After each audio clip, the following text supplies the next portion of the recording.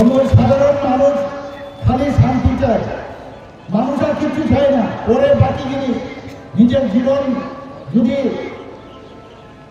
আমরা জীবিত থাকি, জীবিত থাকার জন্য যা যা উপাদান লাগে সেটা যদি আমরা করতে পারি তবেই যথেষ্ট। বাকিতে করে আসবে একটা আতঙ্কের পরিবেশ। এর 35 বছর এই কমিউনিস্টরা এই রাজত্ব এখানে করিয়েছেন, আপনারাও দেখেছেন।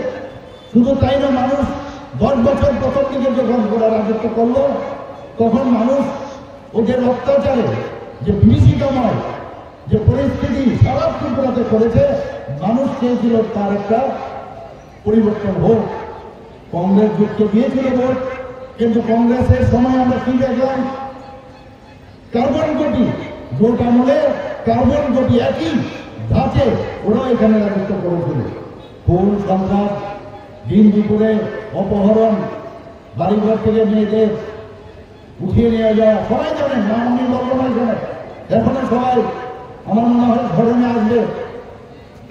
সেই জায়গায় আমরাও চাইছিলাম পুরো একটা প্ল্যাটফর্ম, কিন্তু মোদীজি 2014-তে যখন প্রধানমন্ত্রীজি হয়ে ওনার দায়িত্বটা নেন তখন মানুষ বুঝতে পারলো যে স্ক্যাম ছাড়া ইউপিএ গভর্নমেন্টের সময় আমরা দেখতাম স্ক্যাম, দুর্নীতি।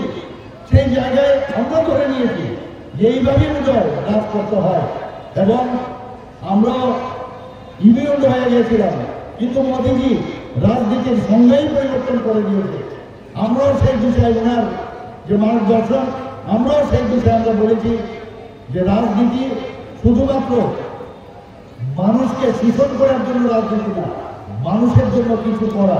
আমি সব জায়গায় বলি আমাদের সবার উচিত মোদীজিকে দেখে এমন কাজ করা যে কাজ আজকে যেটা বর্তমান সেটা অতীত হবে, এবং ভবিষ্যৎ যারা বর্তমান হয় তারা বলবে যে এমন কাজ করে গেছেন, মানুষ তাদেরকে সম্মান করে। কাজের কোনো বিকল্প নেই, কাজের মাধ্যমে মানুষের কাছে যাওয়া যায়। সাধারণ মানুষের যে মৌলিক সমস্যা, সেই সমস্যার সমাধানে আমাদের কাজ করা উচিত। বন্ধুগণ, আমি আপনাদের